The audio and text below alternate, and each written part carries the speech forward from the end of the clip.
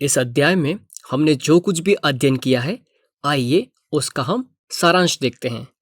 सर्वप्रथम हमने आवेश के बारे में पढ़ा था। आवेश दो प्रकार का होता है, धनात्मक आवेश और ऋणात्मक आवेश। समान आवेश एक दूसरे को प्रतिकर्षित करते हैं और असमान आवेश एक दूसरे को आकर्षित करते हैं। उसके बाद हमने विद्युत के बारे में पढ़ा। विद्युत ऊर्जा का एक ऐसा रूप है जिसे नियंत्रित किया जा सकता है तथा यह सुविधाजनक है। विद्युत के बारे में हमने देखा, यह दो प्रकार का होता है, स्थैतिक विद्युत और गतिक विद्युत। स्थैतिक विद्युत में आवेश स्थिर रहता है और गतिक विद्युत में आवेश गतिमान रहता है। फिर हमने विद्युत धारा के बारे में पढ़ा। आवेशों के प्रवाह की दर को विद्युत धारा कहते हैं, जिसे हम I बराबर Q बटे T की फॉर्म में लिख सकते हैं। विद्युत धारा का मात्रक एम्पियर होता है और विद्युत धारा के मापन के लिए एमीटर का प्रयोग करते हैं। उसी प्रकार हमने विभवांतर के बारे में पढ़ा। आवेश को एक बिंदु से दूसरे बिंदु तक ले जाने में किया गया कार्य विभवांतर कहलाता है। यानी हम लिख सकते हैं V बराबर W बटे Q, और विभवांतर का मात्रक वोल्ट होता है। विभवांतर को मापन के लिए वोल्ट मीटर का प्रयोग करते हैं। फिर हमने कुछ अवयवों को देखा और उनके प्रतीकों को देखा।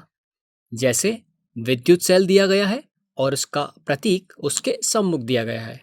उसी प्रकार हमने देखा बैटरी, प्लग कुंजी अथवा खुला स्विच, प्लग कुंजी अथवा बंद स्विच, तार संधि, बिना संधि के तार क्रॉसिंग, विद्युत बल्ब, प्रतिरोधक, परिवर्ती प्रतिरोध, एमीटर और वोल्ट मीटर।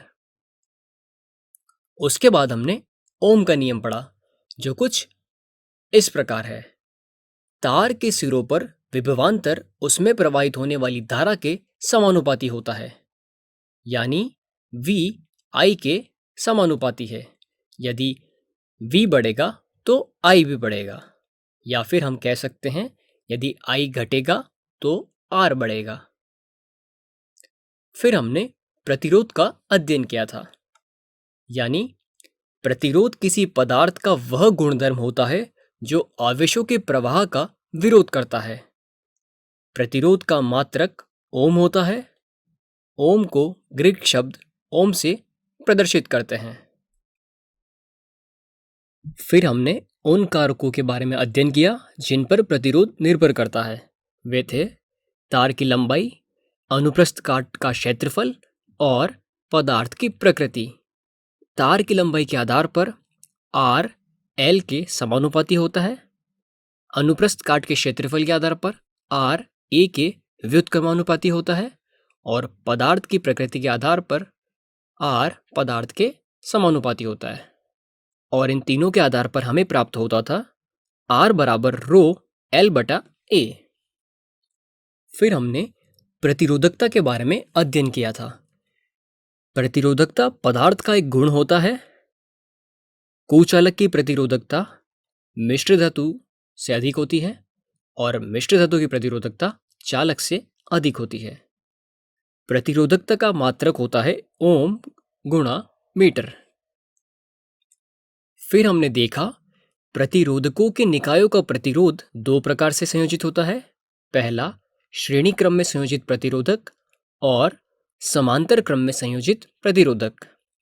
श्रेणी क्रम के आधार पर R बराबर R1 plus R2 plus R3 होता है और समांतर क्रम में संयोजित प्रतिरोधक के आधार पर 1 बटा R बराबर 1 बटे R1 प्लस 1 बटे R2 प्लस 1 बटे R3 होता है।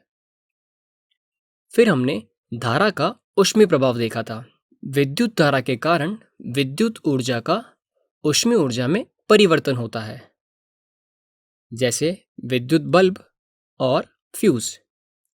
फिर हमने देखा जूल का तापीय नियम, जिसके अनुसार H I स्क्वायर के समानुपाती होता है। यहाँ पे I बराबर धारा है, H R के समानुपाती होता है। यहाँ पर R बराबर प्रतिरोध है और हमने देखा H समय के समानुपाती होता है।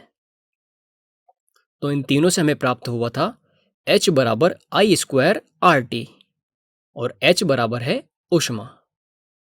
फिर हमने ऊष्मीय प्रभाव के अनुप्रयोग देखे थे, जैसे पहला विद्युत इस्त्री, विद्युत हीटर, विद्युत केतली, विद्युत ओवन और विद्युत टोस्टर।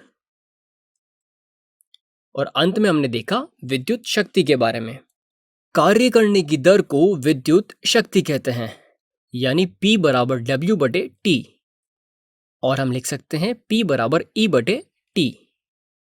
विद्युत शक्ति यह विभवांतर और धारा का गुणनफल होती है, P बराबर VI। फिर हमने पढ़ा विद्युत शक्ति का मात्रक। विद्युत शक्ति का SI मात्रक वॉट होता है। विद्युत शक्ति का बड़ा मात्रक किलोवाट होता है। यह 1000 वॉट के बराबर होता है। और हमने देखा विद्युत ऊर्जा के बारे में। यह शक्ति तथा समय का गुणनफल होता है। विद्युत ऊर्जा का मात्रक वॉट घंटा होता है। विद्युत ऊर्जा का व्यापारिक मात्रक किलोवाट घंटा होता है।